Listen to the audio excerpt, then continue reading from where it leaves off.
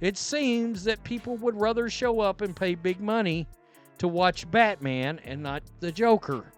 Even do investigative journalism and claim that Angel Reese is the face of the WNBA because she leads the league in followers on social media. I don't want to hear one word now about, oh, the WNBA is for me too, because Nafisa Collier is the second most popular player, it seems.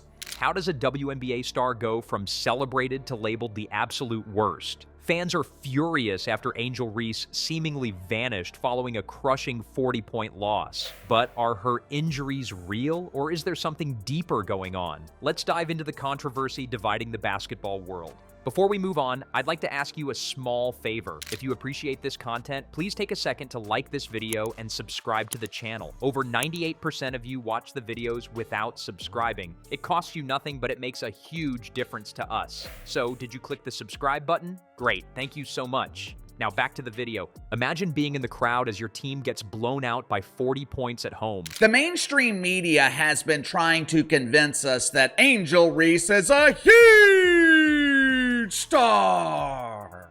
Like even Angels fans won't vote for her. She's 13th. She is behind Lexi Hull in All-Star voting. The Chicago Sky couldn't string anything together. Missed shots, confusion on defense, and what looked like zero chemistry on the court.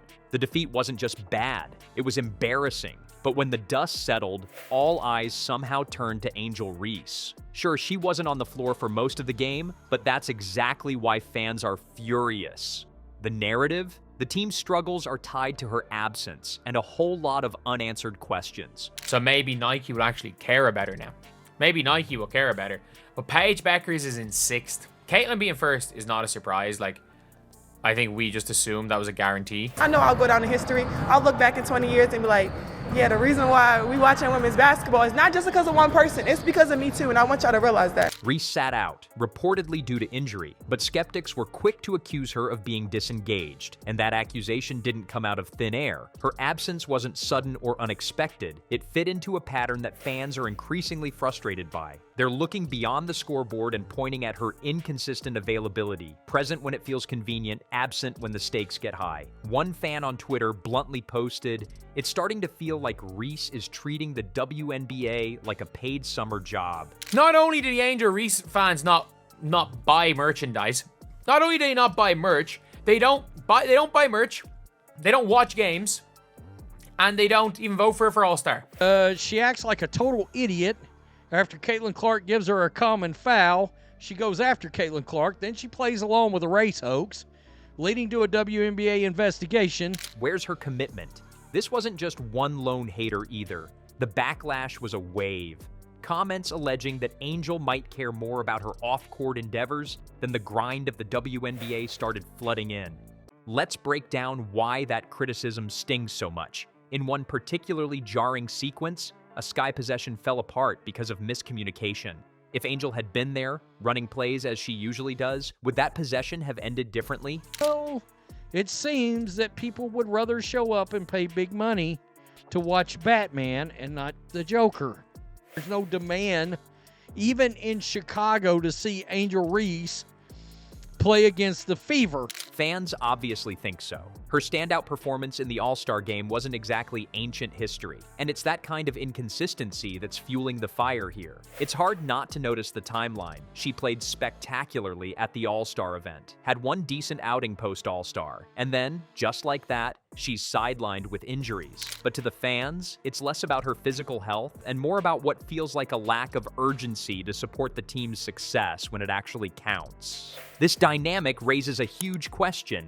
Is it just bad timing, or has Angel Reese shifted her focus? Hold on to that thought, because we're looking at how her off-court brand could be influencing everything.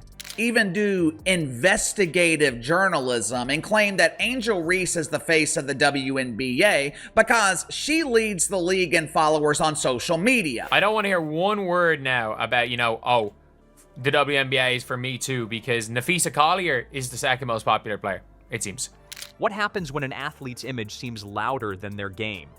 That's the question dogging Angel Reese, who some say has become a prime example of the Kardashianization of sports. This isn't just about a player with an off day. It's about priorities. Fans are calling out her emphasis on branding, claiming it outweighs her commitment to basketball. Let's start with the basics: photo shoots, social media appearances, and of course, her All-Star Game stint. Reese was front and center, cameras flashing, peace signs flying, then missing her team's crucial games when they needed her most. That's where perception shifts. Social media didn't hold back. Look, let us examine something. I have long said I don't believe her fans are actually basketball fans. I think they're fans of the social media side. I'm a dog. You can't teach that. I'm going to go out and do whatever it takes to win, and every single night. My teammates rely on my energy. So being able to continue the energy even if we're down, even if we're up. One fan posted, "You'd think someone trying to be the face of the WNBA would be a little more interested in playing the actual game." Ouch. And it's not just Twitter. Talk of Reese's focus on building her personal brand is louder than ever, especially in comparison to stars like Caitlin Clark. Clark stays in the grind, game after game, while Reese seems more about moments than marathons. Sure, she crushed it during the All-Star break, but it wasn't long after that she bowed out with back injuries. Now, skeptics are raising eyebrows. Was that injury a coincidence, or another chapter in what critics call marketing the miss? Caitlin Clark has 4 times as many All-Star votes. More than 3 times. Almost 4 times as many votes. 3.5 times as many votes as Angel Reese. According to Barbie, she is the reason people are watching the WNBA. She is the reason that people are paying $16 to watch the Chicago Bravado play the Phoenix Masculines later today. Here's where things really heat up. Reese's absence from the Sky's games isn't just about her missing stats. It's about the timing. She's healthy enough for big appearances, but suddenly unavailable when her struggling team hits the court. Fans noticed. And that back injury?